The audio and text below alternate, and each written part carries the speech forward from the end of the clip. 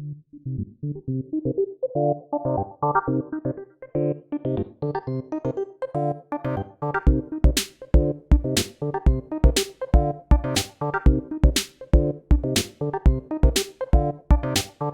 everybody, welcome to episode 10 of the Combat Chain podcast. I am your host, Adam Philipchuk, alongside Pat Shaw. And how's it going today, Pat? Adam, it's going great. I've been deep in the lab the last week playtesting for ProQuest, and I've decided to come out of my cave tonight to record with you. I had mentioned last week that... the last episode rather, that I think Katsu's days were numbered, and I was going to emerge with a different main deck coming into ProQuest, and I was leaning towards Captain Planet. But it turns out I have found a new love, and his name is Visserai, the Runeblood. He is amazing, and I have been playtesting every night for the last week and few days. So I have a limited window, but I've been able to, through the good graces of my boss, the wife, she's allowed me the time every night to play test. So I have built up. I've built Visserai. I've started to tech it out, developing a sideboard plan, and I've been putting it to action as much as possible. I've been doing things like trying to, set playtest goals. What am I trying to accomplish here? Get familiar with different lines of play, the various strategies. Being able to execute successfully an OTK turn. Optimal lines, developing as many rune chants as possible, things of that nature. And I've been able to play in games and armories and actually start putting wins together, which is something I really needed to happen for my own sanity.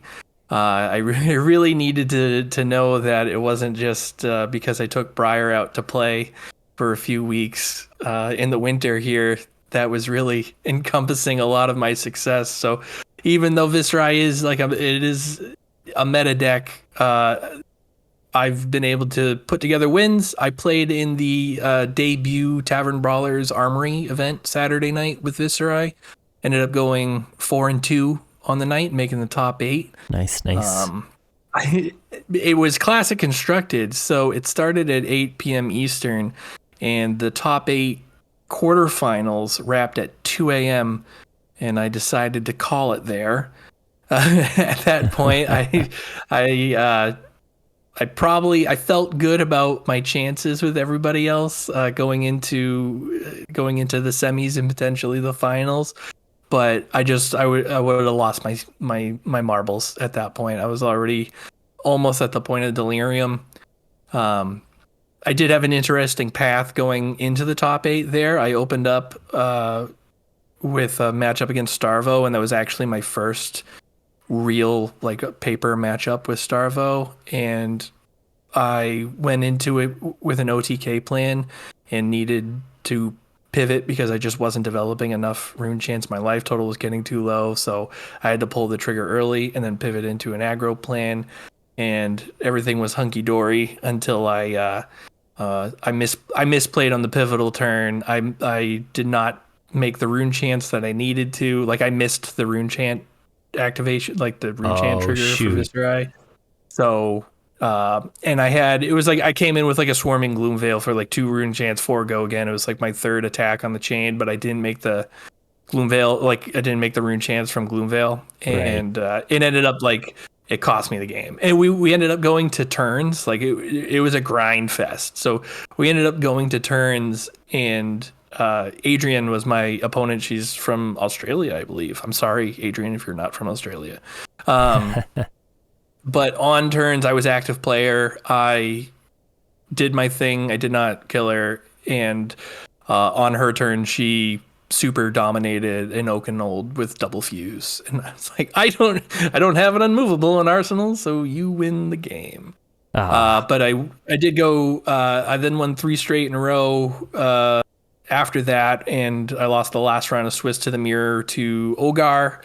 So Ogar and I have now split we're 1-1 in the Visserai Mirror matchup. And then I faced Jimmy Lee in the quarterfinals. I beat him once in the Swiss. So I faced him in the quarterfinals against his Bolton. I love Jimmy Lee and his Bolton deck, and but I was happy to get one over on him. And I was on Monday, played the Fighters Guild, stuck with Visserai. I wanted to still get the work in, so I just kept with Visserai. Turns out Visserai is pretty popular in Blitz too. Yeah, he is. Actually wasn't. I was not as aware of that as I probably should have been. So it was interesting to see, and ended up going 4-2 on that night, and I did have a winning in match in round 6 of the Swiss against who was that? Who did I face in the last round? I believe that was you and me. Oh, I got my vengeance though. I'm 0-2 lifetime as far as games on webcam. I'd have to go way back into the annals of the gem account to see if I've gotten you before, but you got we've played once or twice before. I do know that. I started keeping track on Ira, so I was 0-2 go up against you from that point. So I was happy to get one against one of the top players in Canada. I believe amongst total games we played, there's one more that I can think of where it was a Fighters Guild game as well. It was either a winning in, or it was like first round of the top cut, and you took that one. So now that you're saying it, I think I remember that. I think I do. So you've got that match too. So your record's one more than you thought you had. I think that puts you one ahead of me. 2-2. Yeah, other than that, so I've just been playtesting wherever I can. I'm either on TTS, like we have we met each other in the playtest group. The playtest group has a bunch of incredible players on it. They put me to shame. They're just so good, right? And just being able to get my ass kicked in that group, I feel like I'm better for it. Like I can go out in what I call the wild, right? I can just pick up a game on the main Discord or something like that and feel very confident in my ability to win that game regardless of the matchup. So I'm now that I'm getting into, so my ProQuests are this weekend, right? I got 2 ProQuests, one Saturday, one Sunday.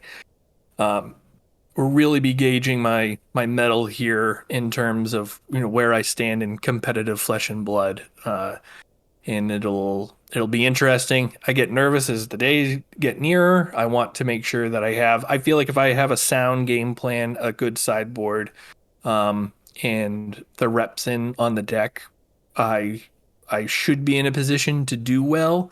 And we had talked a little while ago about my goals and things like that, and I still want to it would be really great to win a ProQuest and guarantee my spot into a Pro Tour, but I do have I have goals of being in the top 8 in both the ProQuests, and I'll just say I'll be disappointed if I don't make the top 8, and I'll be happy if I make it into either the semis or the finals there. So it'll be interesting, and and I'm getting ready for it. So even as soon as we stop recording here, I'm going back to it. I'm either gonna I've got my deck next to me. I've got TTS up and running. So once we're done here, back to the grind. And like I said, I'd like to thank my wife if she's listening. I told her basically I needed every night for the next 2 weeks when I told her, or else it was going to be a big waste of time to go to the ProQuest because I was just going to scrub out anyways. And she was like, "Well, we can't have that, can we?" She's, what do you need? I need every night for the next 2 weeks. And she said, "Okay, thank you very much, Ashley. Love you very much." Well, that's great that you've been able to get in the time. Certainly, Flesh and Blood is a game that rewards those who put in the time. So it makes a huge difference. It really, I was feeling very inconsistent with my gameplay I was feeling just bad about myself as a player, and a lot of that came down to the fact that I was not playing the amount of games that I knew I needed to, and it was creating a bunch of feel bad moments. So one thing that needed to happen was I needed to pick a deck that I had a realistic chance of winning with, and Katsu wasn't it. So I had to settle on something, and we'll get into it a little bit here. But out of my choices, one was way too complicated for me. One felt awful to play with, and one Goldilocks it right up and felt very nice. And so I've been running it into the ground and couldn't be happier for it. Good stuff. But yeah, that's me. How about you? Trying to get in my testing when I can here. Been unfortunately busy with some other things as well, so that's been taking some of my time. A couple lot events here and there. Played in the Fighters Guild with you on Monday night there. Ended up going 3-3 in that one. I had the winning in for top 8 against you, and I was on Kano, and I just couldn't quite get there at the end of the day. I got some early damage on you, and I thought I was going to be able to come in with the rest. I ended up taking a whole bunch of damage for a turn that was not quite worth it. Should have preserved the life total a little bit more. You ended up having it there. Let's see here. I've got my ProQuest coming up as well. I haven't been so lucky as to be able to play in one yet. I know some of those, there's some pockets in the States there where they've been playing back-to-back ProQuest Saturday and Sunday for the past 2 weekends. I'm quite jealous of that. There are guys that have already, like Matt Folks is in the group there. Guy plays 8 ProQuests. Max Thomas is in there. He plays, I think he's up to 6 ProQuests right now, and still took down the kitchen table CC League and ran the Fighters Guild the next night. He's the maniac. I don't know. I don't understand how some of these guys do it. Well, I mean, and it helps though when you live somewhere where there's a gazillion ProQuest within just a couple driving hours of you. I know for kind of with the geography out where I live, the closest ProQuest aside from the one in my hometown is 3 hours away, and then after that it was 10 hours and then 12 hours. Whereas like for Matt Fowkes, I'm sure it's 2 or 3 hour drive is his furthest ProQuest, and he lives in a place where everything's a maximum of 2 to 3 hours. Yeah. He's got to go to the next Shire. Yeah, exactly. Yeah. And play one. So that I don't mean to just randomly shit on Matt Fox. No, but it's a great example because like in the UK, they're very densely populated, and it's quite easy to attend. I think a lot more ProQuest within a smaller area. I know even like the guys out in Ontario here in Canada, they have a lot more to play in than I certainly do. That's just the way it is. There are little hot pockets that you can live in for Flesh and Blood all around the world that are better for attending events than other places. And yeah. It'll be interesting to see if new hot pockets develop over time, or if people just, as they want to try to develop careers in the game, if they just have to move to those areas. Only good point. Yeah. Only time can tell with that. But back to my past. I'm terrible. I just drag you right. No, it's all good. Right down. It's all good. I think that was about it though for kind of what I've been up to lately. Go ahead. Do you have a good feeling about what you're going to play? Yeah, I think so. You don't have to put the secret sauce out there. I'll say I mean, comfortable where you're at? Probably somewhere within like the triad of decks that have been topping lately. The top 3 are Prism, Starvo, and Visserai, and I think I'm somewhere within there. Yeah, I mean, we have seen, and we have seen some other heroes kind of poke into the top 8 more often than I think we expected. Lexi's got a few showings. I think Kano's got a showing or two. Dash has been doing not bad. You know, those are some contenders right away that that help diversify what's going on right now. But certainly there's a few culprits that have been dominating the meta, I'd say. Are you coming in with a rogue brew? No, I don't think so. No. All right, fair enough. No, there are better deck builders out there than I am. I like to tinker, I like to test and play around, but at the end of the day, if I know there's something better out there that I can run, and I can get the practice in with it, I certainly am probably better off doing that. I am very much a pilot and not a brewer, but one of my strengths is that I can take a list and a guide and execute it well. And so that's what, if I took nothing else from the playtest group, an effective list, some discussion about how to run it, and a guide to go with it is like one of the best things that can happen to me. It was actually one of my level up moments was when I originally found Katsu to be so playable because Steelfur produced a deck tech video that had a well thought out and defined sideboard that I could translate into paper. And once that became a thing, I was able to put wins together because it started to make sense. Like I can understand like why the cards are there, but I would never have gotten to pull out like, you know, this single card to replace this single card and the ratios and all that stuff. I play a little way too intuitively, one of those words. I play too off the cuff to kind of get into the weeds with the math and the ratios that these guys do. But I do play a good Flesh and Blood game, so gonna take what I can get. Certainly being able to run the math, understand the numbers is a strong skill that not everyone possesses, and it's not something that's really widely spoken of either. That's the thing, is it's something that few understand, and that knowledge is kind of almost protected. Sacred. Yeah, it's held sacred. It is, right?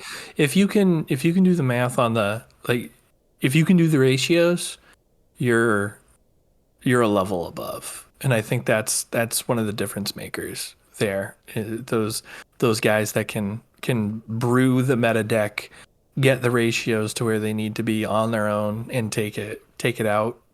Those are the guys that show up with a deck no one expected and blows out the competition, like Tyler Horspool or Tariq Patel before it got leaked. Those guys come up with these completely out from left field, but really now to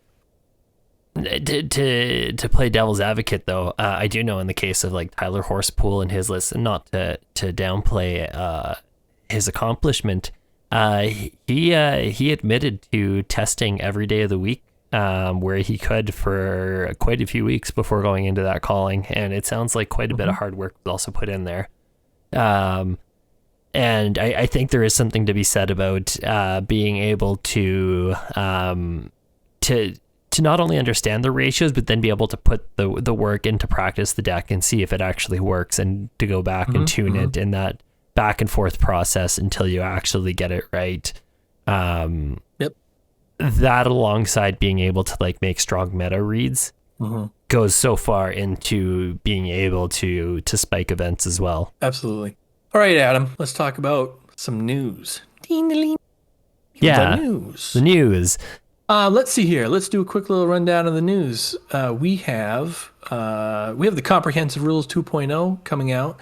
Flesh and Blood has released an article, the Back Alley Oracle, that gets in depth with some of the rule changes, and they are significant. And I'll say that we'll get more in depth on those in a future episode, because they do warrant, I think, a fleshed out discussion, and they do change the game a little bit, and they do it in some significant ways. So I look forward to having that talk with you. Something just to highlight is those rules aren't in effect yet. They come in effect on March 14th.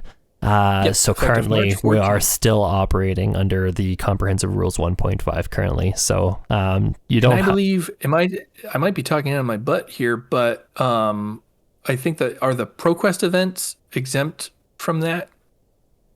Or did I just make that up? ProQuest is done before Comp Rules 2.0 comes out. Oh, okay. Well, then they're definitely exempt. They are exempt.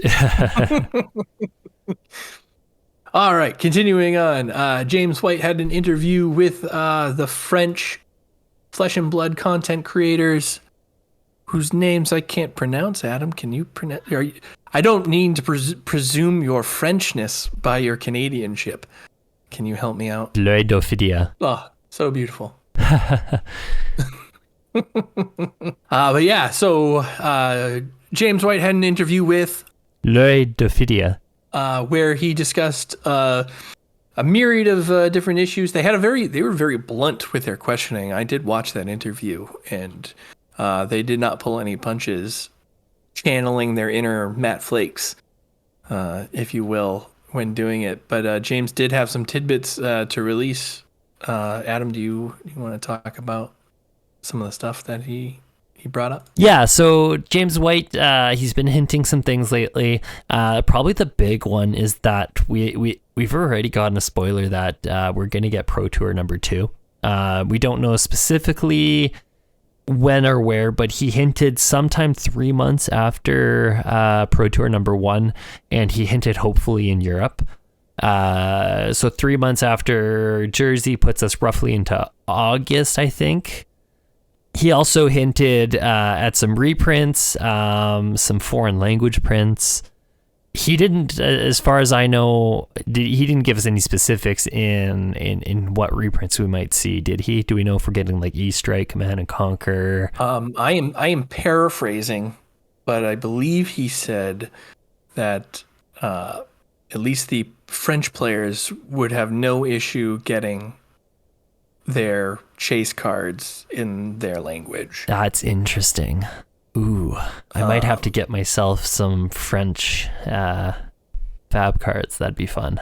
And he did also hint that the releases coming out in those languages might have some neat things exclusive to their country. Really? At least I think that's what I heard. That is super interesting. But yeah, so it's definitely, I mean, if there's a Pokemon Go-esque collectability where you can only get certain cards from a certain region and a certain print, I don't know if Pokemon Go is the right reference for that, but enhanced collectability is always good without having to kind of manufacture it, I suppose, but being able to put in something for a select group to open and just have a limited amount that might not necessarily be also like a chase card where everybody's got to get that specific one. I think is a great way to enhance collectability in Flesh and Blood. I gotta wonder though. So does that mean we're gonna see like French Arcane Rising, French Welcome to Wrath, or does that mean that we're going to get future sets that are going to see, E-Strike and Command and Conquer get reprinted, but we're going to see those sets in the alternate languages as well?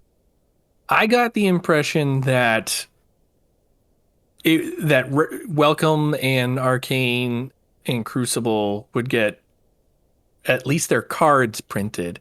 I don't know if they're going to release like the sets, but okay. James White was saying that those cards would be readily accessible, and he had I believe he touched on first edition and Unlimited in a way, but he was kind of vague about that. We know that they're potentially starting to go away from that model, but he had intimated that they would have no issues getting all their cards from those sets. All right, that's huge news though, yeah, definitely accessibility, especially in different languages across the world, bringing player bases up. It's all good things. Yeah. It's going to be Fab is only going to keep growing from here, I think. I think so too. The commentary team for the Calling Indianapolis has been announced, and we will be having Tannen Grace, who you'll recognize from previous broadcasts, Brian Gottlieb, co-host of the Arena Decklists podcast and broadcaster for SCG Tours, and Craig Campbell's. Those three guys will be on the casting team. In addition to that, we have some new locations for new events that were recently announced. We have the Calling Taiwan, and we have the Battle Hardened Dallas, recently announced events taking place. Yeah, good to see that LSS is giving more opportunities for people to get into the pro scene. I think we're absolutely. They're really. I think the more the merrier. I'm really hoping for. Obviously, there's a bunch of world events that keep happening that could potentially affect how many large events people can hold. But Flesh and LSS had announced in the beginning of the year that roughly 32 callings were going to be happening, and that was really exciting at the time. And as many as they can fit into a schedule, I think is good. Get people in there, play. The Grand Prix structure was very popular, and by all means, they should be, I think, capitalizing on that. Yeah, 100%. More events they can run, the better. And it's access, right? Play the game, have access to these competitive environments. This is where you go to test your mettle. All right, so. After the locations, I think that does it for the news. Adam, you ready to talk about the main topic? Yeah. This week on the pod, we're about halfway through ProQuest season now, going into week 3 here. And we kind of wanted to talk about what's going on a bit. The Triad, as we are starting to refer to it, seemed to be dominating for the most part, the ProQuest meta. And when I say the Triad, I'm referring to 3 particular decks: Visserai, Prism, and Starvo. Within that, we wanted to look at those 3 top decks, talk about what makes them tick, how to play them, and maybe how to some ideas to try to beat them. Why don't we, right off this top, get into Starvo, Bravo star of the show. Starvo's kind of the nickname people. Nickname. There we go. The nickname people have come up with for him to not confuse him with Bravo Showstopper. What a drop off that guy had, huh? You know what? If you look between at top 8s for ProQuest, between Bravo Showstopper and Bravo Star of the Show, there are quite a few top 8s, but it's definitely Starvo that seems to have the favor right now. But I gotta wonder how much of that's even Starvo being better versus just Starvo being new and shiny, and that's what people are choosing to play right now as well. It does bring an interesting point. Bravo Star of the Show, I think, is easily the most represented deck of the 3. It has the highest appearance overall, has the highest top 8 numbers, and the highest win conversions from that. And it shows up in numbers. It was Bravo Star of the Show, I think, followed a similar pattern to Briar. My hot take is that I blame the players. I don't know if I blame the deck 100%. But, we had talked about the Captain Planet variant being released, and when that happened, it went viral as much as a Flesh and Blood deck can go viral. Everyone is still playing Starvo, and for good reason. I mean, it does well, and it does what it does. It does what it does super well, and it wins games. I know when Starvo first got teased, the big question was how consistent is he gonna be, and I think that's right away where Starvo or Captain Planet, the Captain Planet version of Starvo shines, is the fact that he's built for consistency. Starvo, part of what makes Starvo unique is, I would say, is he's got access to the biggest card pool of any hero in Flesh and Blood. Not only does he have all the Guardian cards and the generics, and he's got access to the Bravo specializations, but he's also got access to all the elemental cards. And that's, in fact, kind of what's gonna fuel him, is it's because his ability is you reveal at the start of your turn, you reveal an earth card, an ice card, and a lightning card, and that gives your next attack +2, dominate, and go again.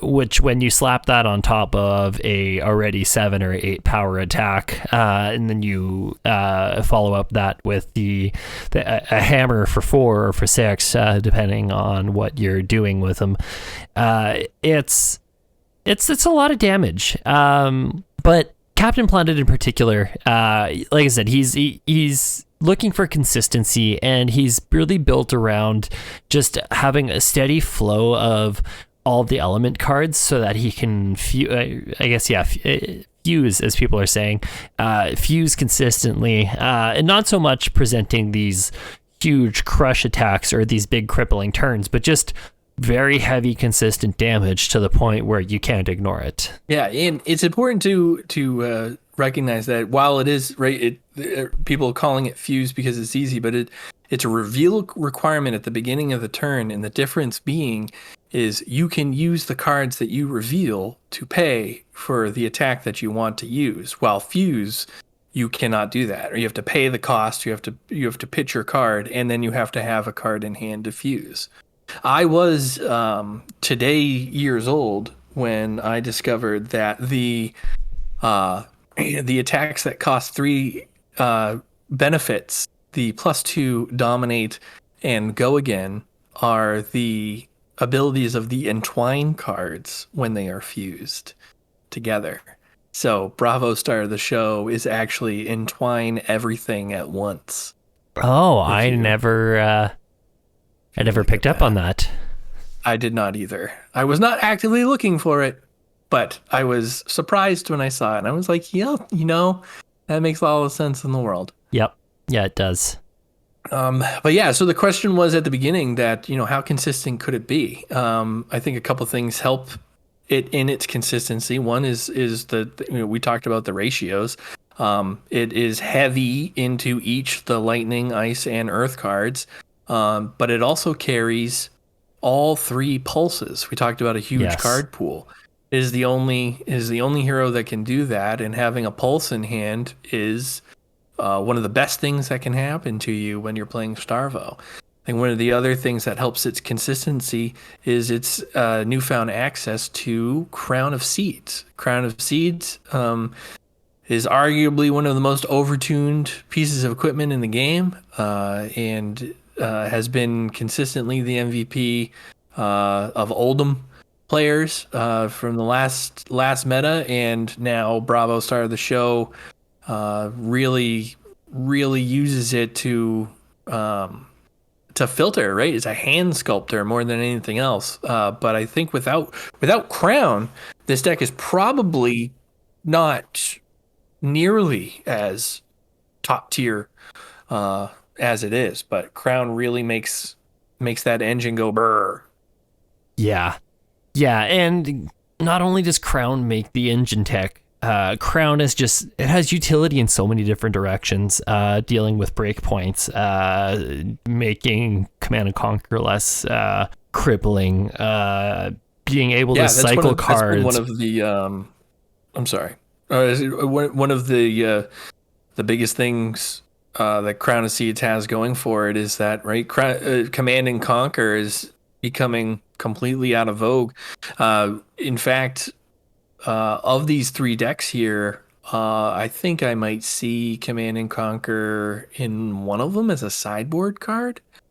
But other than that, I think it's really lost its effectiveness because of Crown of Seeds. It's certainly become less of a must, or of an auto include in every deck, and more of a tech card now. You still run it in your, it's great when you want to pressure the arsenal still, when you want to pop heralds in Prism, when you want to really pressure the Arsenal and the Ranger matchup. Like there's a lot of different things like that. So Command and Conquer is still going to remain the powerhouse card that it is, but it's not that auto include anymore, which is, I don't think something anybody expected Command and Conquer to become. Like everybody was running that card in every deck for a while there. Yeah. Yep.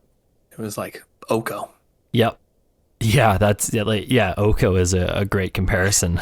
One of the other the main features of the Captain Planet deck is the devastating unhits that come from cards like Crippling Crush and Oakenold, that for some reason is not an Oldham specialization, but most decks run 3 of each, and if you combine that with an ability that gives it +2 dominate and go again, you are coming in with some huge damage, most of the time unblockable.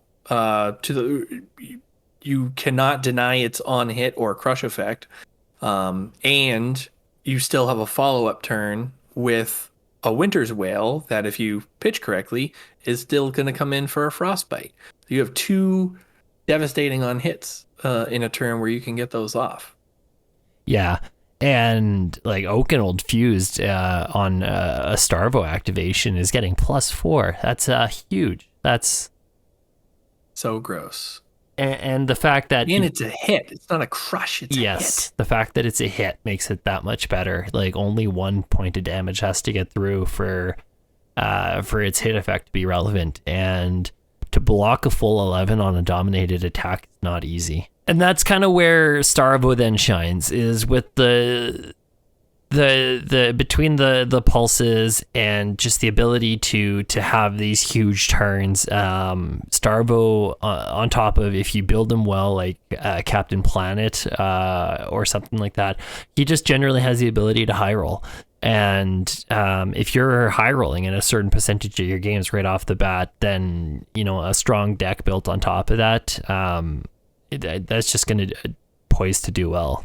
Yes, and if you take a list that's well tuned, you can be a relatively new player, pick it up, and it's easy to learn and it's easy to play, because you are just drawing your cards and looking at what you got, and you either have it or you don't. Now and you can just go from there. Are you looking to set up 5-card hands with Starvo? I think you're looking to set up versatility using your arsenal. I don't think you're necessarily needing to set up 5-card hands, but when you are, they're special. All right. I think your 5-card hand is your pivot turn, because you're not going to Crown of Seeds then. So you really gotta want it. And I think you have to be guaranteeing a second hit at that point. I think you're only doing that probably if you have a Crippling Crush with enough behind it so that you can Crippling from Arsenal, do a thing. Maybe you have a Channel Lake Frigid into a Crippling Crush using your Tunic into a Winter's Wail or something batshit like that, to really make it worth it. Otherwise, I think you're mostly good with a like Oakenhold's a 3-cost, right? Usually you're coming in for a 3-cost attack with all the bells and whistles on it. Still being able to pitch a card, so you pitch 1 card with the attack, pitch another card for Winter's Wail, and still arsenal a card. But I think for the most part, you are using that arsenal as a mechanism to sculpt your hand, and not necessarily the 5-card hand. Right, that makes sense. Now, what about any other big points for piloting it? Anything else that needs to be kind of covered for winning with it? I do think so, because of the wide card pool. It does have, the sideboard is filled with equipment, right? It is running more equipment than than most blitz decks at this point. And I think that's where the matchups can be won or lost. I think Stalagmite is showing up in bigger numbers than people initially thought. I think people kind Yeah. of undervalued that shield going in. Oh, it's so good.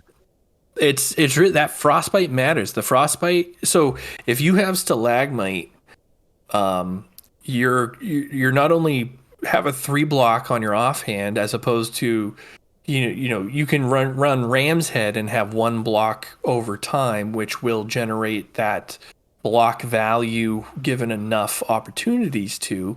But you have in Stalagmite not automatic, but you have 3 block on it, and you have 2 frostbites, and that becomes super important and can stifle the right opponent completely in their footsteps, and can actually save you not just blocking for 2 and creating a frostbite is actually closer to a 6 or 7 life swing, depending on where that frostbite comes into play, and that is huge. Yeah. And the one of the downsides of Starvo is the quality of cards in hand to actually defend with if you need to. So your equipment becomes all the more important to help pivot if you need to, because you can be into situations where you have not, and you need your equipment to execute your plan. But so the card quality is poor, right? Lots of 2 blocks. I think it's important to recognize that I think it's safe to call this Captain Planet build an aggro build, because it really wants to attack, and it does not want to block. It will take damage, and it will gain tempo through the devastating on hits and not through blocking. I think one of the worst things it can do is dump its hand out and slow everything down, especially with the inefficient blockers. You're apt to get you're apt to leak damage through in the right build, and stripping their hand can stop them right in their tracks. They also can just have awkward hands, right? You can whiff. You can not hit a reveal. Not hitting the reveal sucks. It is not fun to have. You may end up only hitting with a vanilla blue earth card for 5, or a Winter's Wail with no frostbite on there. One or the other, not both. And hopefully arsenaling a card that in your next turn cycle, in your next hand, might be able to be used to start clawing your way back. But if your opponent smells that blood in the water, that's a time where they could definitely pounce. Yeah. The moment they figure out you're trying to set up that 5-card hand, that's when they try to. That's when you should be trying to push, get them out as much damage as possible, force cards out of hands, relevant on hit triggers, things like that. Mm-hmm. Yeah, when you know that they can't crown, that's your time. That too, yes, that too makes a huge difference. Its ubiquity and representation in the meta has made red unmovables pretty popular these days. Yeah, which we haven't seen since kind of Dorinthia. Yeah, I think in my experience, most like Katsu still ran them, but it's because he needed to. Every once in a while, you'll see unmovables kind of show up here and there. Dash control likes to have them in for certain sideboard, but the unmovables coming in against them is becoming more and more popular, and being able to block 8 out of Arsenal is super important. It is the only way you can stop the Oakenhold from coming through if it hits. If it gets, I called it the super dominate, right? If it's coming in for 11, the only way that you can prevent that is if you have the unmovable coming in from the side, from the Arsenal rather, blocking for 8 and then blocking for 3 on top of that. Yeah, with the card from hand. That's a huge block. It is, and that's a that it takes a lot out of you, but it does save you some cards. Well, and I guess at that point, if you're giving up cards either way, but it's saving you the chunk of health, so that then later on you can take a hit and still be able to execute your turn. So what do we with the other 2 decks that we're talking about as a perspective? Where do you think it stands in terms of facing Prism and facing Visserai? I don't think it's the strongest of the 3. I think it can high roll effectively, and if you're not ready for it, it can catch you off guard. But I think the unmovables can really slow it down. And I think it's something, it's a deck you can tech for, and it's a deck you can race. And I think people still need to be kind of trying to tinker with it if they really want to see it become the number 1 deck. Yeah, I do think it has I wouldn't call it a Prism free roll, but it does not do that well against Prism right now. And it just doesn't go wide enough, can't take out the auras quick enough to prevent Prism from establishing its dominant board state, and it can get overwhelmed. And I think Visserai in its OTK form has a really good matchup against Bravo, or against Starvo, and if they can get their rune chants out quick enough, then I don't think Starvo stands much of a chance, and they got to hope for a bad Sonata out of that. Yeah, look for their play to their out, look for their opportunity.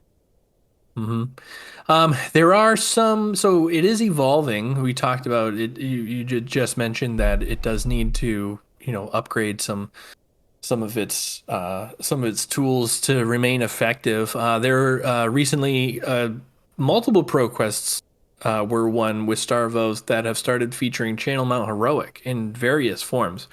I know Sean Bavia. Oh God, I'm sorry, Sean. Cardboard Dreams. Manager of the Team Kitchen Fable won his ProQuest, and he was preaching the benefits of Channel Mount Heroic. And a ProQuest in Minnesota was won. I believe the Card Guys hosted a deck tech with the winners, or the winner of that deck from that ProQuest. But they also use Channel Mount Heroic and some Briar-esque generic 4 attack 0 cost, like Scar for Scars in there to get one over on people.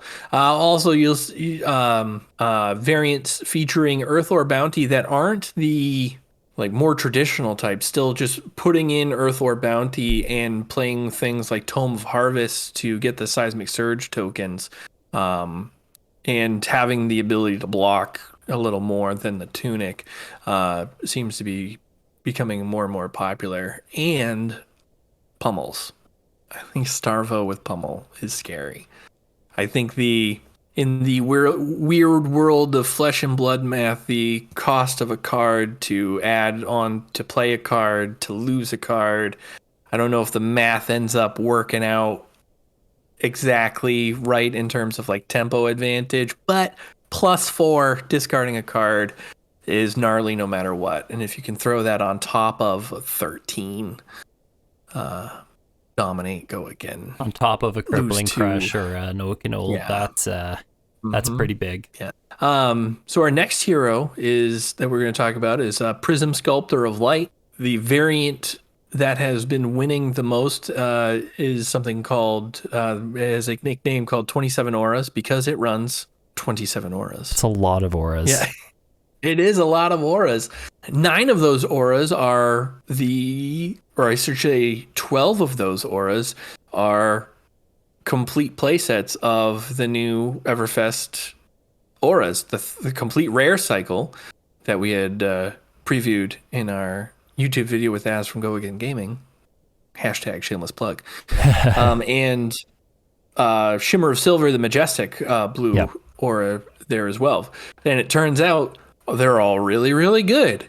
And if you throw that in with your Mercifuls and your Arclight Sentinels and your Odes and your Parables, it turns out you can generate a ton of value over time. And you're still throwing in not as many Heralds, but you're still throwing some Heralds out. And you still have a Herald of Erudition that you need to deal with. And you're still going wide. You're going wide in a slightly different manner than I think people are used to. You're still attacking for one a bunch of times, but this time instead of a massive amount of spectral shields, it's a bunch of auras. Yeah, no, 100%. The other thing too is that with all these auras, you can just get so much value, and develop so much board state. It really chokes the opponent out of the game. I know opponents will try to deal with if you can double aura them, and they try to deal with an aura. They're actually they quite often they have to waste more time dealing with 2 or 3 auras over the course of 2 or 3 turns than actually just going straight to face, and that makes it really hard for the opponent to keep up in any long game. Now the cost to all this is Prism does have to lean on her life as a resource a bit more. These auras cost. There's a cost to playing your cards, and that's taking the hits. And you're often going to lower life totals in order to try to get enough auras out to actually stabilize the game in a way by stabilizing the board state, and that does become a risk. If you get it caught in the late game and you don't have the right tools that you need to kind of keep yourself alive on, say, like a dominated attack or something like that, it'll cost you. Yeah, and I think one of the perhaps unintentional consequences of playing with so many of these new auras is that they are not light illusionist auras. They are simply illusionist auras. So the default setup these days is actually running Fyendal Spring Tunic and not Vestige of Soul. And taking out Vestiges of Soul means that your cards now probably cost more than you might be used to paying if you were running Prism before. And you don't have your Tome of Divinities to really rocket you into the stratosphere when those go off. So you also aren't running Halo of Illumination to set that up so that you can Halo, turn on Vestige, pitch Tome into 80 billion angels flying at you for the win. Yeah, you can't. You don't have the ability to high roll your opponent anymore, and that's where you really have to rely on locking your opponent out of the game otherwise. And it's through those double auras and through choking your opponent out of the game through board state. It is also, in my opinion, at this point, probably the most complicated deck to play right now in Classic Constructed. I think so too, and I know for a little bit people were arguing that Visserai might be the most complicated, but I think now that people have Visserai a little more figured out, the lines have become a little more clear, and it comes back to Prism, where it's now you have to make these decisions, like what's more important to me, developing board state or trying to manage my life total or trying to push damage. And it's the decisions are a lot less linear than, say, Starvo or Visserai, where it's like, all right, I know my goal here is either to block or to push damage. If I'm facing Prism, what am I doing to win the game? At an early, if you're able to keep the board clear of auras, that's probably the first place you want to be. There is this delicate tipping point where you, in the early, as long as the board state isn't gummed up, you are trying to stay on top of auras where you can, but you are trying to be mindful of the fact that Prism is trying to double aura you and trying to lock you out, and you do have to be mindful of there is going to be a tipping point where you stop caring about auras and then you just start caring about going to face. So recognizing that tipping point in any given game is very important right off the bat. The next thing that's really going to be beneficial is trying to just go wide on Prism, trying to set up lots of attacks, lots of pressure. You want to pressure their life total. You want to pressure their hand. You want to essentially not give the Prism the time of day to set their stuff up. The more time Prism has, the happier Prism is. If you are also, like an OTK plan is no good against Prism. Prior to Everfest, Visserai, for example, actually had a very poor matchup into Prism because Visserai was simply trying to OTK, and that gave Prism all the time in the world to do what she needed to do.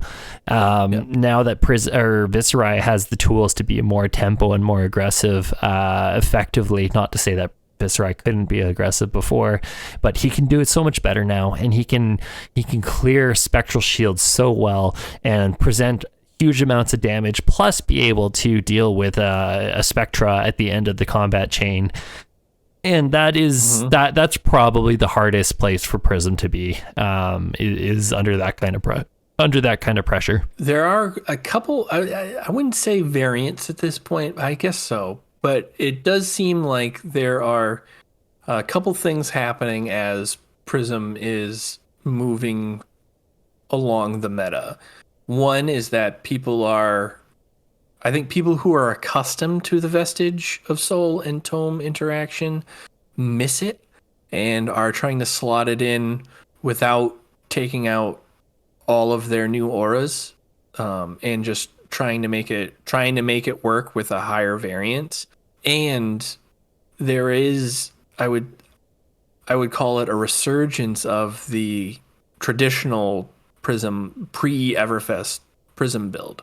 Patrick Weiss just took one to the finals of a ProQuest last weekend that was your traditional light-based Herald attack, build that we're all used to. And I think especially right now, there's plenty of room for that kind of super aggressive build. I don't think people are actually be expecting that if you're going to be playing Prism in your ProQuest. Yeah, I think the more heralds you go, the more damage you can push, but you then run the risk of the whole Phantasm trap.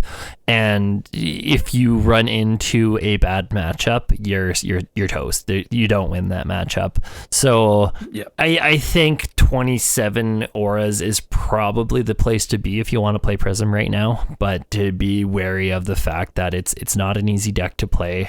There's still a lot of questions that are unanswered with that deck. People don't know what's best, Vestige versus Tunic, or Halo versus Skullcap.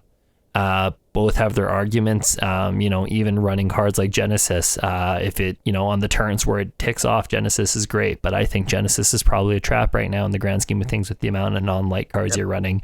So there's a lot of things like that to consider with Prism, and I think those are all things that just make Prism a really hard puzzle right now. And I do think facing Prism, I think it's important to know that not every single one of those auras is important. There are some mandatory like get off the field auras, but it's not every single one. So being able to chip away at their life total and take out the important auras and shorten that clock becomes super important. But essentially wasting your turn trying to take out an aura that in the long run doesn't have that massive effect on the game, I think is one of those as you play test and understand the matchup better with your deck in particular, you'll see that even coming from a aggro Visserai perspective, I don't know if I even care about the first merciful retribution, depending on where their life totals are at the moment. If I've been consistently pressuring them, and they haven't been able to develop many shields, then merciful retribution is going to have a much lesser of an impact. But I am more concerned about those lesser auras that I didn't hit if Ode to Wrath comes onto the battlefield, for instance, and they can start doubling their damage at that point, or Shimmer of Silver being unaccounted for, and Dawn blading me every turn. Those are the things I'm really watching out for. I don't know if passing Mirage is something I'm going to look to take out immediately. I will say Haze Bending, I believe, is the one that creates a spectral shield. It is, yes. Yeah. Is probably one of the best cards in the deck right now. Yeah. And yeah, Haze Bending is a pretty powerful one. But even Haze Bending, I found, is one of those ones where I'm like, sometimes I want to take care of it, other times I don't. If they have a bunch of other auras I'm looking to clear, Haze Bending's probably one of the first ones I want to get rid of. But if they've only got a Haze Bending on their own and they're not really putting out any other auras, I'm happy to leave that Haze Bending alone. All right, I think that that rounds out our Prism talk. Now we're gonna end the Triad talk on Visserai Runeblood. Yeah, and Visserai got a huge upgrade in Everfest. Huge. Right off the bat, one of my favorite cards of the entire set, Revel in Runeblood. The conditions so good to meet this card aren't as hard as I think people initially thought it might be. And if you can, when you're playing Revel in Visserai, it actually creates 5 instead of 4. So that right off the bat there, Sword comes in for 9 right off the base. You mean to tell me that you've never had to Revel initially just for the non-attack action and created no rune chance? Oh, I certainly have, and then it feels bad when you have to do it then, but you're not looking to play Revel unless you can meet its condition, I think, and it's a card that I'm happily going to arsenal to have a bigger turn later. That's just one of the big cards that the Visserai got. I think a few of the other really big upgrades, Swarming was one of them. Runeblood Incantation great. Is another one. Incantation is great. And I think one of the biggest upgrades is Vexing Quillhand. It is so good. I will tell you what, if you combine Revel and Swarming Gloomveil with incantations that are non-attack actions that give go again and still develop rune chance, Vexing Quillhand in the aggro plan is amazing. It is it is the default for me now. So I run Visserai, right? My main plan is the aggro plan. Vexing Quillhand is my main equipment when I go aggro. Vexing Quillhand creates 2 rune chance, which if you equate that to the resources of the discounted attacks, it can discount up to 2 attacks. You can create if you have a Mordred Tide, it creates 3 rune chance. You can potentially break your Skeleton, so even on the aggro you can make 3 rune chance and break your Skeleton. Yeah, you can break your Skeleton and have your next non-attack and attack be discounted for 3. And when you're on the aggro, you're not looking all the time for that Sonata plan, but being able to play Rattlebones for free into Spellblade Assault, and if you have that Rattlebones as an instant, you gain that action point coming in with that Spellblade Assault with the additional action point all for free, and being able to follow that up with other stuff is like huge. Huge. So I think Vexing Quillhand provides more value through the rune chant generation at that one time than Grasp does given your clock. I kind of equate that to like a Heart and Cross Trap versus Tunic, right. in Katsu, where that explosive one turn ability I think has more of an impact on the aggro plan than your longer incremental value turn and the 3 block, because we're talking about taking out Grasp of the Arknight, which was basically one of the most auto include pieces of equipment until Vexing Quillhand came along. And I do think even Vexing was severely undervalued initially coming from Everfest because it didn't block, but it does carry Arcane Barrier 1, and like I said, it has, as an action, you can create 2 rune chance, and it has go again.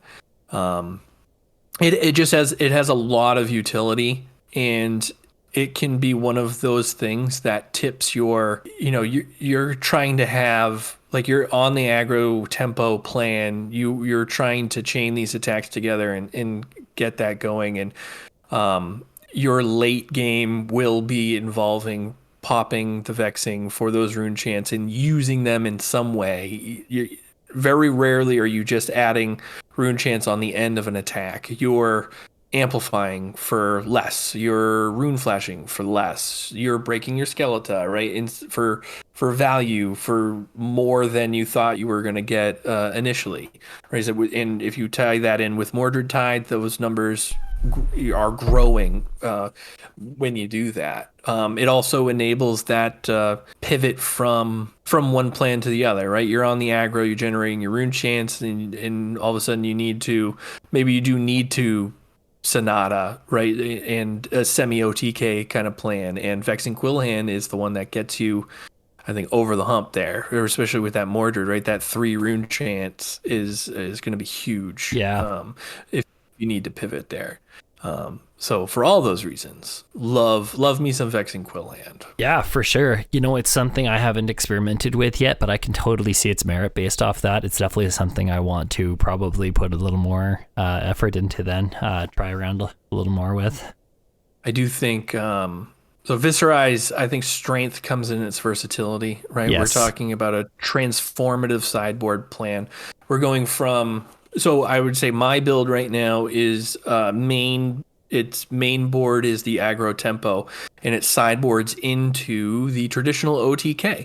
And that OTK setup allows for the generation of, you're looking to generate 25-ish rune chants, in that, right, 20 plus rune chants. Break your Skeleton and play a huge Sonata, get a bunch of attack cards into your hand, deal a bunch of damage from Sonata, and come in with lethal, right? You're going to present 40 to 60 damage in a turn with that OTK, and that should be enough to kill them in one turn, or one turn kill, right? OTK.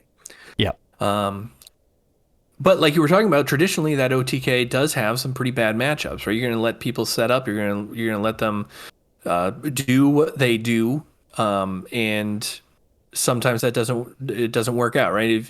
If you play into their own game plans, you're going to be hard up to find that victory there.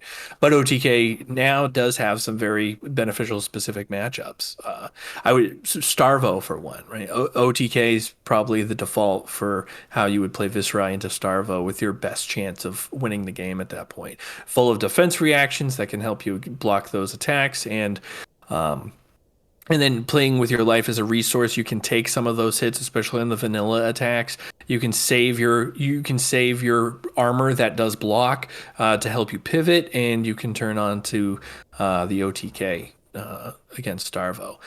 Vice versa. Alternatively, the aggro plan does play into Prism very well. The Prism Aura's build has a hard time against Visserai aggro right now, for all the reasons that it had issues with like Katsu pre-Everfest.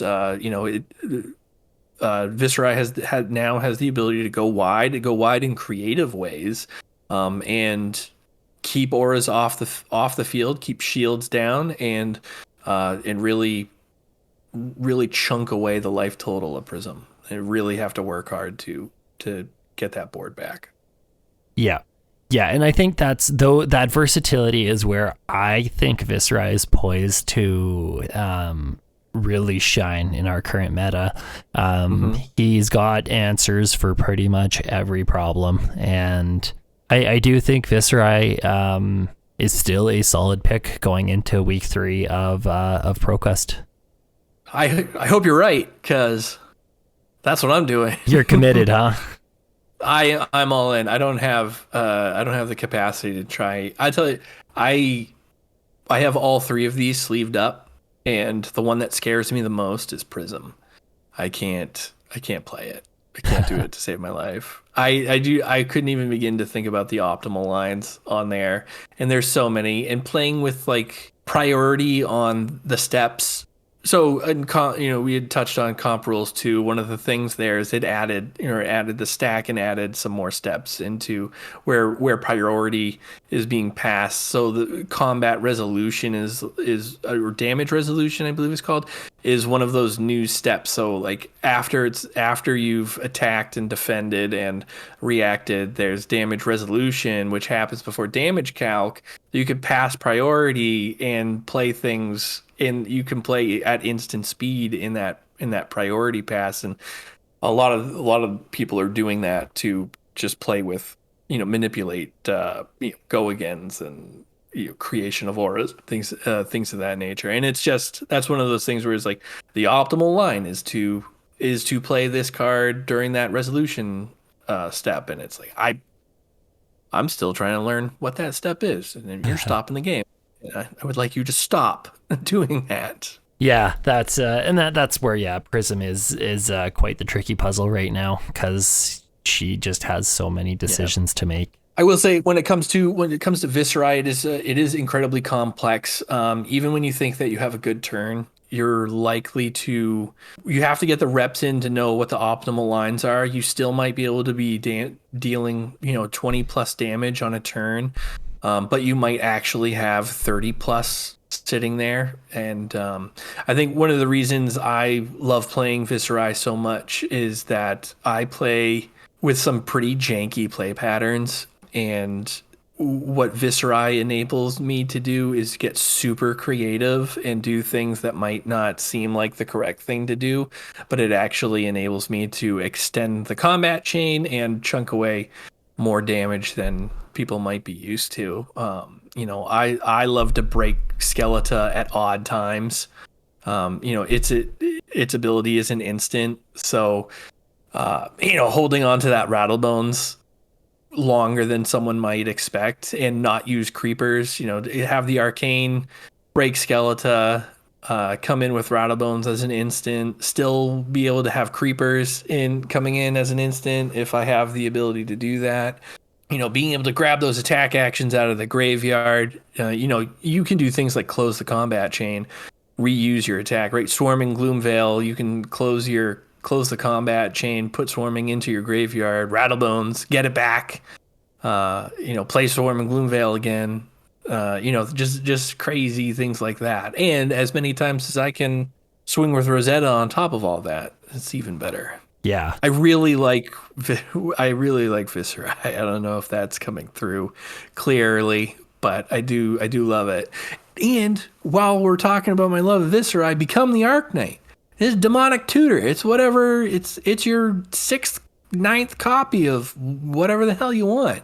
If you have become the Arc Knight, you can really start setting up your turns. And if you're missing that one card, right, become the Arc Knight can be whatever that card is that you're missing. Maybe it's pitch, right? You can get a blue attack that you can then pitch away so you can get the resources. Or if you're all attacks and become, it's Sonata when you need it the most, or it's Mordred Tide. It's whatever you need it to be. Yeah, exactly. Now, what about the downsides of Viscerai? How do you beat them? You don't. My matchups are all good.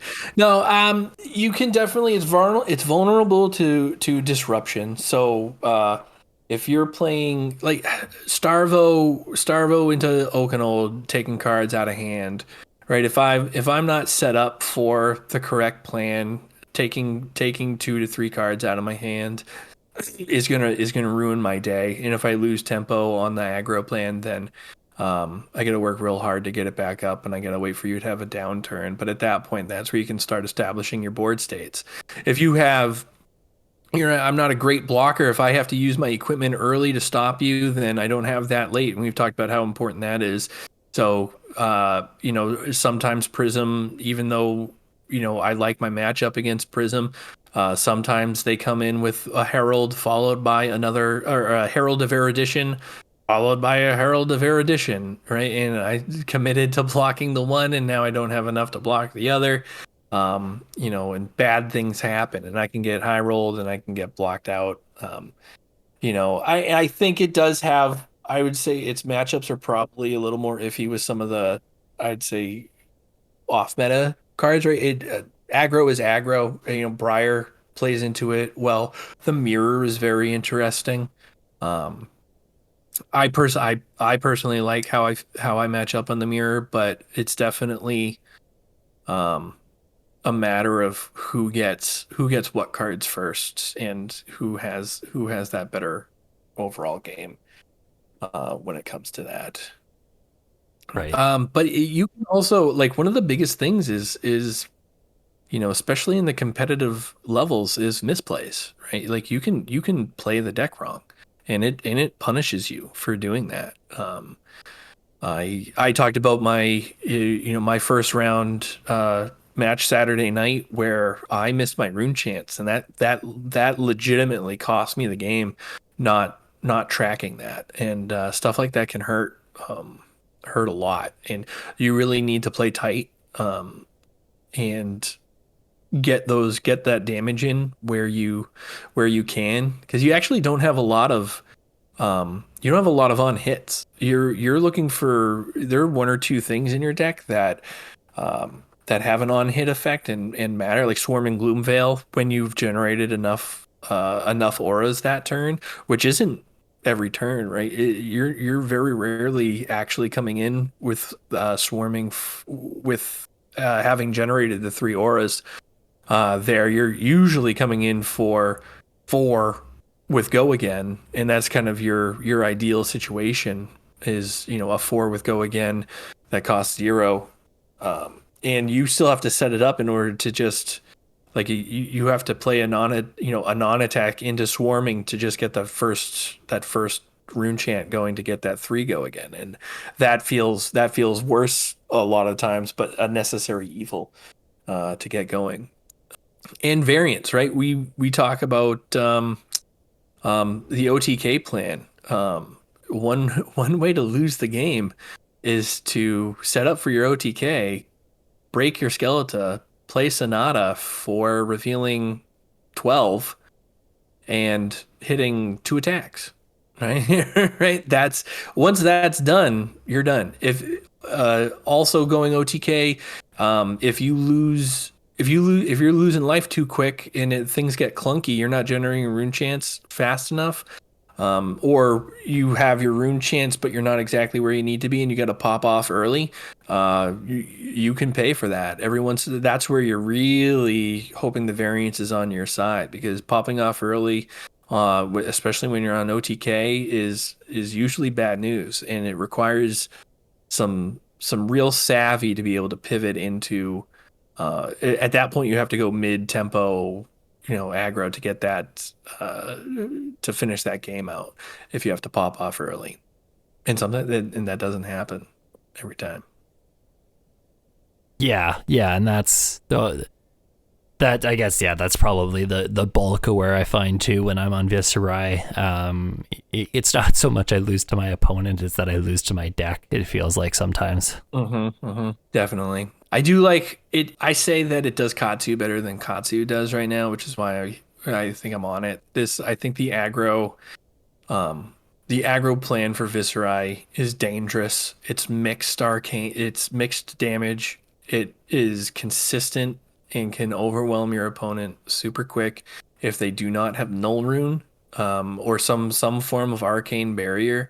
It is free damage coming through, and it is very easy to set up 40 arcane damage quickly with Viscerai, quicker than you might expect. And it's super explosive, and it's right up my alley, which is why, like I said, I'm waxing poetic about it, but I'm really enjoying the deck where it is right now. No, it's certainly in probably the strongest place I've ever seen Viscerai be right now, and I think Viscerai is going to remain to be a force to reckon with for the time being. What about any dark horses for our meta? Do you have any of those currently? Well, I do see a lot of chain.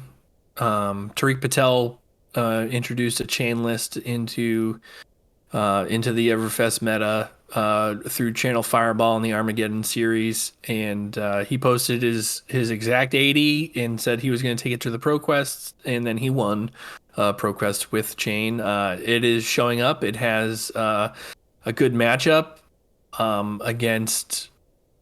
It has a good matchup against Prism. It has a okay matchup against Starvo. It has though I think the biggest thing it has going for it is Carrion Husk, right? You need that equipment to block and pivot, and 6 block on your equipment is real good. And oh yeah, when equipment typically blocks for 1 or 2, blocking for 6 is just on one piece of equipment is huge, and that can be enough to absorb when your opponent tries to pivot. And I think that alone poises Chain to be in a really good place still heading into week 3 of our ProQuest season. I certainly wouldn't count him out. I do think I think Chain's RNG can kind of hurt it. I know there are some great Chain players out there. I am not one of them. I actually tried. I picked up Tariq Patel's list and I played it. I'd say thoroughly. I took some time in the beginning days of my playtest lab incursion here. I started with Chain and I was like, this is it. This is what I need. Here's the sideboard guide, right? I talked about I'm that pilot. Give me all that information. And then I started to play it and I was like, what the hell am I doing? What is happening? I hate this. The biggest things for me was I clearly, I think, was shackling incorrectly. But there were games where I was banishing 30 cards without and seeing 4 blood debt cards maybe. And that was enough for me to be like, yeah, this isn't necessarily for me. But like I said, there are better players than I that are piloting it and winning ProQuests with it. So I do think I'm not ready to call it tier 1 right now. I would call these 3 decks that we just talked about tier 1. I think Chain is a 1.5. I wouldn't call it a 2, but I think a 1.5 is there. The other Runeblade that we haven't talked about yet, Briar, I think has more game than people have given it credit for. I don't think Briar is completely dead, and it has, in fact, won at least one ProQuest, and I'm pretty sure it's multiples at this point. Yeah, I mean, I have thought that right off the bat, Revel in Runeblood seems like a good card for Briar. Just an extra 4 points of damage that I think Briar can set up quite easily for free is really good. Swarm is another really good one for Briar. So Swarming Gloomveil, I should say. So I think Briar did get some okay tools as well. I think people just haven't explored her as much. Visserai and Chain seem to be just a little bit more powerful than she is right now, from what I can tell. Yep. Otherwise, I do think Rhinar is poking his head through. It seems like Rhinar has a 50-50 matchup with everybody. And if you are a good Rhinar pilot, you can ride that right into a top 8, into a ProQuest final. Easy. And it's been done. I know several Rhinars have top 8'd, and I do believe at least one just won a ProQuest last weekend. Rhinar did get some interesting tools in Everfest, and I think they're starting to show up. Swing Big turns out is usually just coming in for 8, and a lot of people want to block that out and get that Quicken token. I thought they might like that a little more, but turns out committing a lot of cards to blocking 1 attack is not that great.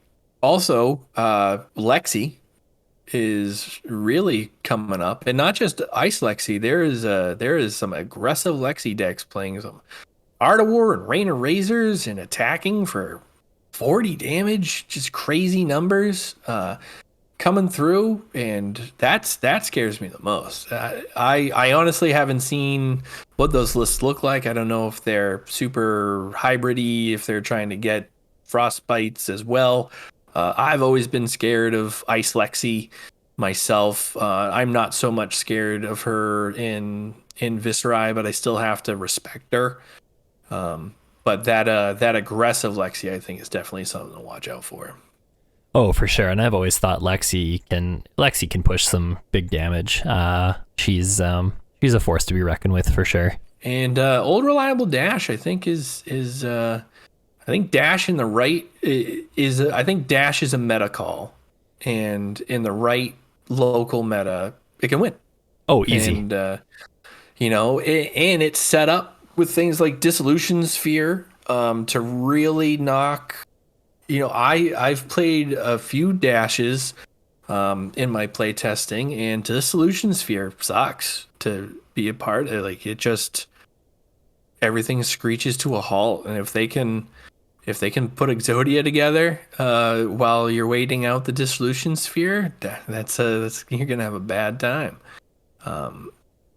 Being able to Dissolution Sphere is one of those things that may cause you, in fact, to try and change your game plans and pivot into, if you were OTK into Dash originally and they put that Dissolution Sphere out, I mean, if the clock is running short, you're gonna have to pivot and start getting some vanilla damage in there, and chunking away their life total so they can have to force some cards out of their hands so they're not just loading up the pistol for 5 every turn now. Yeah. Yeah, 100%. I mean, it's a real problem. I do think Dash has. I think what we're, of all these decks that we're talking about there, I do think they have some pretty substantial deficiencies in at least one significant matchup, and I think that's what's preventing them from really going over the top. I don't know if that's a tech issue or there's an undiscovered game plan here that's going to send them over the top on one of them that would make them rise up to that tier 1 level, but they're on the rise.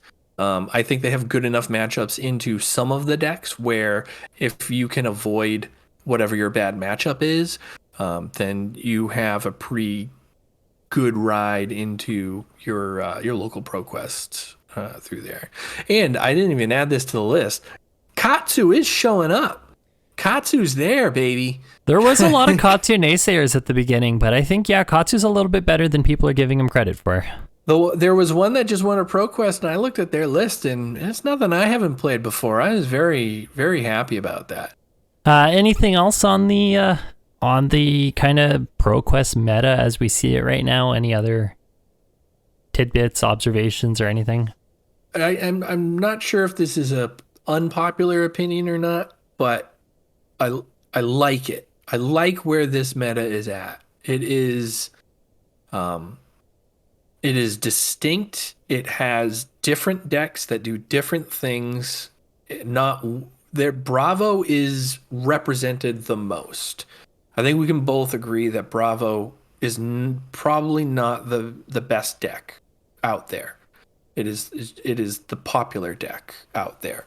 Out of the other 2 decks there, I would say the debate's probably out on Visserai and Prism, depending on what you're playing, who you're playing, and all those things. But that's what makes a healthy meta, right? You have a deck that's super consistent and will do things and mess up your whole day in Starvo, when they hit triple Oakenold into Crippling Crush, and sometimes they win, right? And that's consistency, and they win.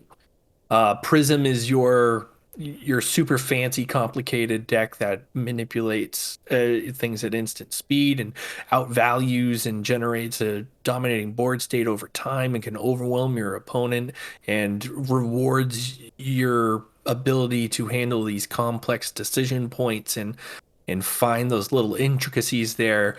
And Viscerai is handling the kind of versatile attack role where even the combo, the OTK turn is really about setting up your attack lines, and it's filling that aggro role very nicely with its main plan, and being able to shift into that OTK plan allows for the versatility to really handle a wide array of matchups. I will say, I think one of the things we didn't necessarily talk about too much on the Viscerai side is you had mentioned that the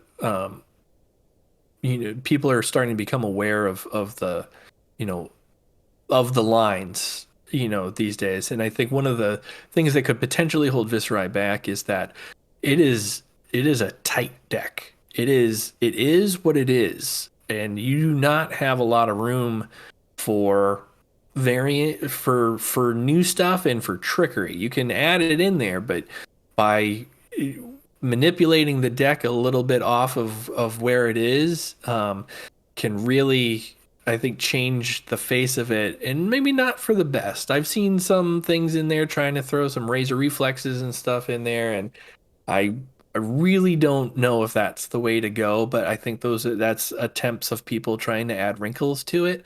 But there are a ton of awesome Runeblade cards. I think before Bravo started the show, Runeblood had the deepest card pool, but I do think that this iteration of Visserai does not have a ton of room for creativity outside of where it's at right now.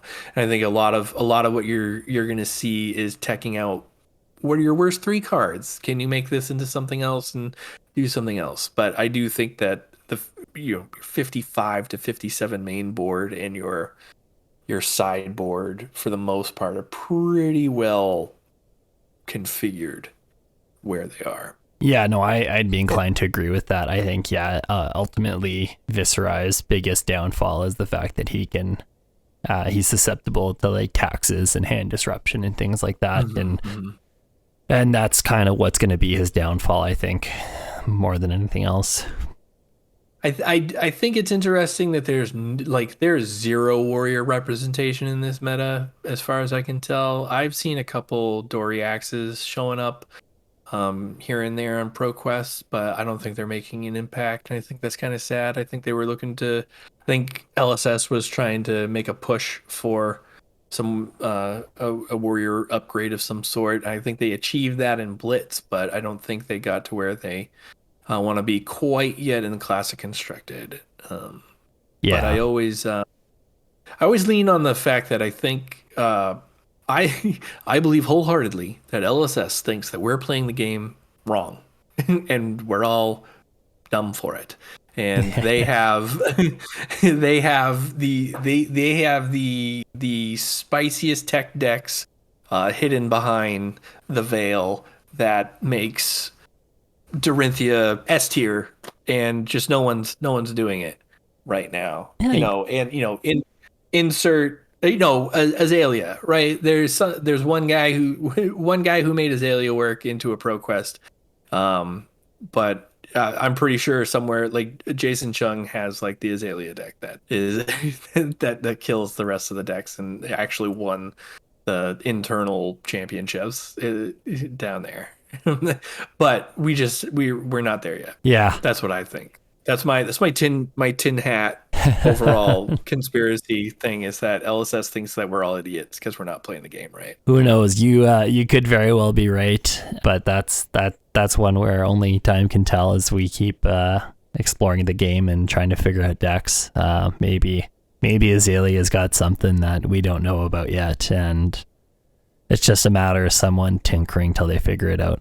You gotta pummel the battering bolt. Oh, there it is. Pummeled arrow. Solved. They finally gave you one. No one's using it.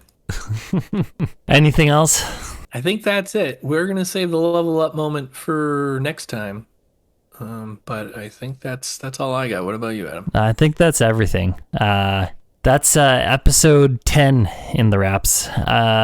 As always, thanks for listening. You can listen, subscribe, stream anywhere podcasts are streamed, as well as on YouTube. We are working to get to 100 subscribers on YouTube, and we've got a little giveaway to go along with that. At the 100 subscriber mark, we're going to be giving away some sleeves, some Gamegenic deck box, BCW sleeves, Gamegenic deck boxes, and a cold foil data doll. So some pretty spicy stuff there. You can also find us on Twitter. Pat is at PatSmashGood. I am at FomTooleryTCG, and we're also at thecombatchain. We are just a hair under halfway to 100 subscribers. Yes, we're so close. We're so close. We're getting there. Well, until next time, I think that brings us to the end of the episode. And until next week, we're closing the combat chain.